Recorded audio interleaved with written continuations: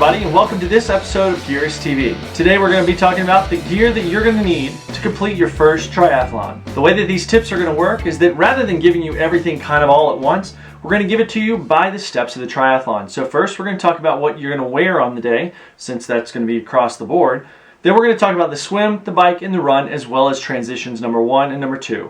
So let's get right into what you're going to wear for your first triathlon. When it comes to triathlon, most of the time you're going to have two basic options of what to wear. You're going to have your one-piece tri-suit, which is this thing. Kind of looks like a giant onesie for grown-ups. This one's made by Tier. It integrates the top with the bottom. The chamois, or the pad and the crotch, is built into it. It's basically a really easy way to wear this in the water, on the bike, and on the run. The second thing that you might want to wear, and this is what I personally wear, is going to be a two-piece tri-suit. Now the first part of that is the shorts. Now, the shorts have a chamois built into them, just like a bike short, but this is quite a bit thinner, more flexible. The reason for that is so that you can wear it on the swim, the bike, and the run. It's going to shed the water from the swim. It's still going to give you a little bit of padding and protection on the bike, and it's going to be flexible enough to be able to run in comfortably rather than running in a traditional bike short where you may feel like you have a giant adult diaper on. The second part of a two-piece tri-suit is going to be the top. The one that I have here is skin tight, made out of spandex, as most triathlon tops tend to be. It is sleeveless. This is going to keep you nice and cool, and certainly you can find something that's got some sleeves should you be going to a cold weather race. Additionally, this top has a half zip. What that's going to allow you to do is to unzip and really cool off, kind of regulate your heating as you go along. This can be worn on the swim, the bike, and the run. The reason it's skin tight is so that when you're on the swim, it's not going to create any extra drag for you. Just as much a part of your uniform on race day should be a little bit of Body Glide or any other anti-chafing product. This is going to come in handy on all 3 legs of the triathlon and certainly should be applied liberally to those places where you feel rubbing or chafing during your workouts. Also, part of your race day uniform should be a good multi-sport computer. Most of the time that device is going to be waterproof. However, in the event that it's not, go ahead and mount it to your bike so that it's there when you arrive at transition number 1. Now let's talk about the swim. The first thing that you're going to want to figure out even prior to the race is whether the race is going to be wetsuit legal or not. Generally speaking, most race events will have a sense of whether it's going to be or not based on the water temperature based on previous years. This is a wetsuit. I prefer, personally, a sleeveless wetsuit. It allows my shoulders much more freedom. However, if the water is very, very cold, or if you're more comfortable in a full sleeve wetsuit, that's also something that you can go with. If a race is not wetsuit legal, you can race in either your one-piece or two-piece tri-suit that we pointed out earlier, and you can also wear a skin suit, which is going to be kind of a halfway point between your general tri-suit and your wetsuit. It's going to give you a little bit more advantage in terms of speed and hydrodynamics, and it's a great option, though it is a little bit pricey, so that's definitely something to take into consideration. Almost every single race you're going to be in is going to have a swim cap that they're going to provide for you. Most of the time they're going to be either color-coded or have you write your number on that cap. Here is a cap. It's easy to put on. If you've not put one on before, take your time and don't be afraid to have someone help you put it on. It's really a lot easier than pulling out a ton of hair. Also for the swim, goggles. Now, this is a good pair of goggles, nice silicone seal, very comfortable, wide field of vision. Make sure that you're swimming in goggles that are comfortable for you and that you've had plenty of time to practice in. This is a good across-the-board statement. Do not do anything different on race day. Practice what you preach. So when you do your workouts, whether it's the swim, the bike, or the run, make sure that you're mimicking exactly what you've done in those workouts on race day. Keep in mind that if your watch, your multi-sport computer, has a heart rate strap, you're going to want to have that on prior to putting on your wetsuit or your tri-suit so that you don't find yourself in transition 1 having to change into it. Upon arriving at transition number 1, some things you want to have in your transition area are going to be a towel or a transition mat where all your things are laid out for each transition, and you're also going to want to have some way to rinse your feet off. That's not required, but for me personally, it's a great way to get any grit or sand or whatever you may have picked up on the run from the swim to transition off of your feet. Personally, I like to have a spare water bottle dedicated just to my feet so that I can spray them off, get my socks on, and get on the bike. Something else you're going to want to have in transition is a race belt. Now, generally speaking, in a road race, you can pin your bib to your shirt or your leg or wherever you want to do that. However, in the case of a triathlon, it's far, far more convenient to have a race belt. This is a race belt. It's an elastic band that just simply clips around your waist. It's a very easy way for you to have this on, have your bib on right in front on the run or on the back on the bike, and it makes it very, very easy to get on and off and very quickly. Also in transition, sunglasses. These should be set up inside of your helmet so that after that helmet goes on, your glasses can go on and you're ready to go. That bike helmet I mentioned a second ago.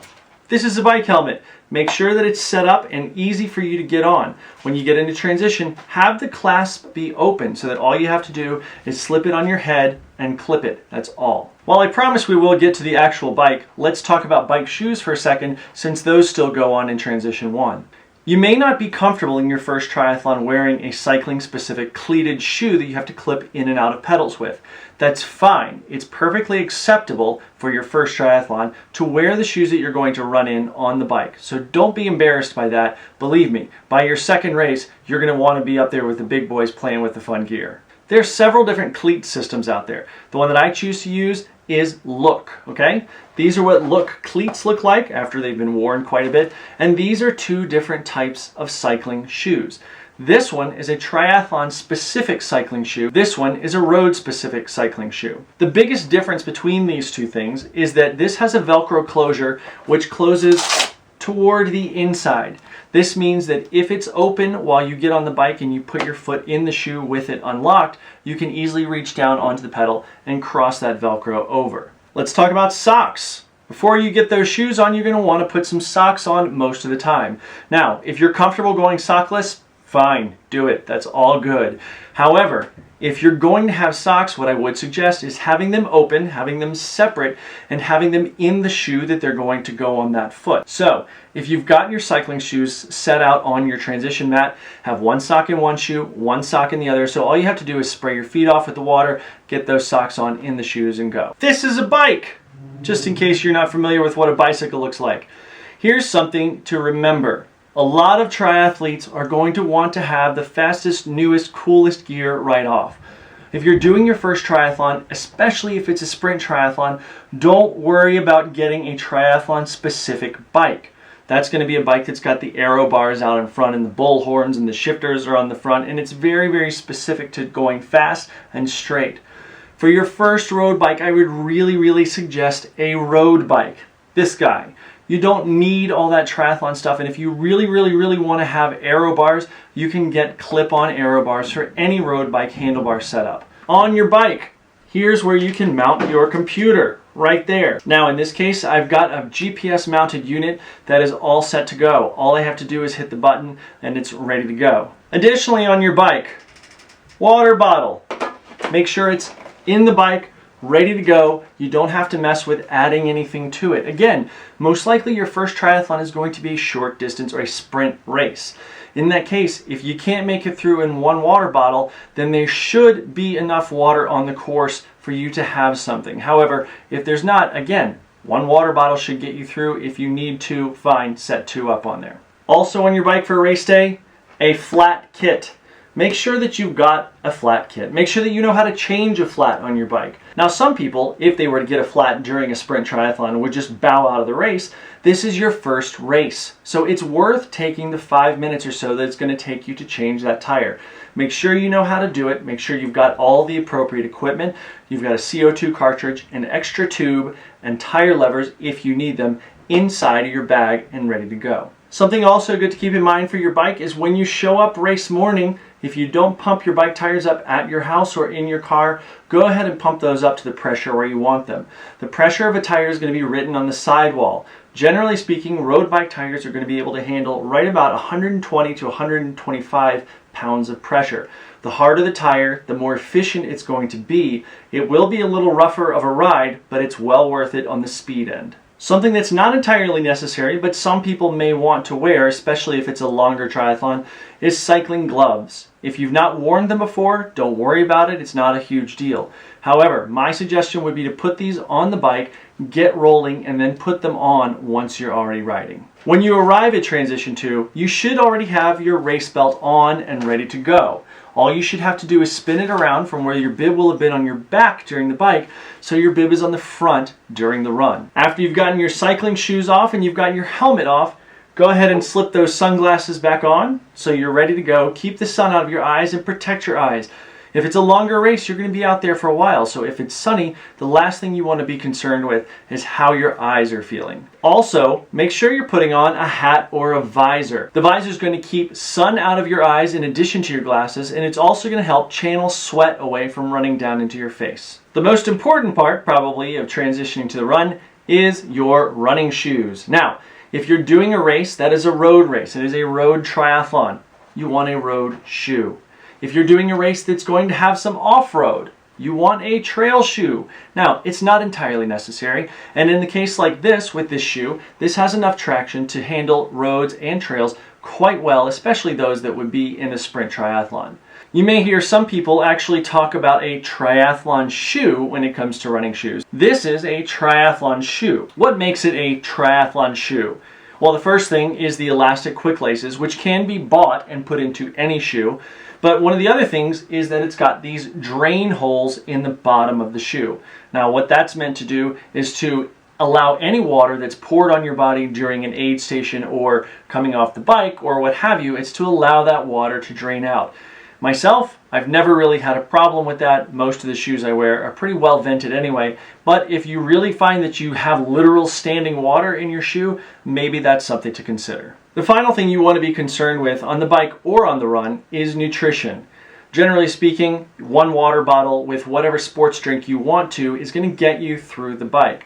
On the run, you can certainly wear a fuel belt, but you're running a 5K or 10K. They're going to have an aid station or two along the way, so chances are you don't need a fuel belt. If you don't do well with what nutrition is on the course, that may be something to take into consideration.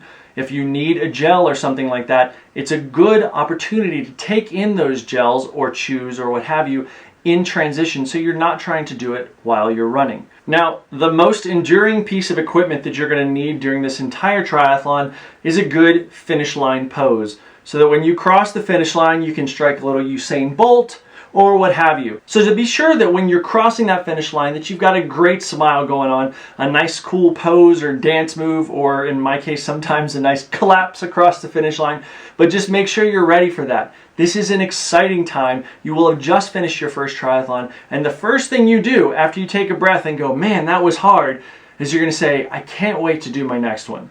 Thank you guys so much for watching this episode of Gearist TV. If you've got any questions or comments about this, or maybe we forgot some things, please leave it in the comments section below. Don't forget to visit Gearist.com, check out all our gear reviews and news, and also subscribe to this channel. Thank you guys so much, and we'll talk to you next time.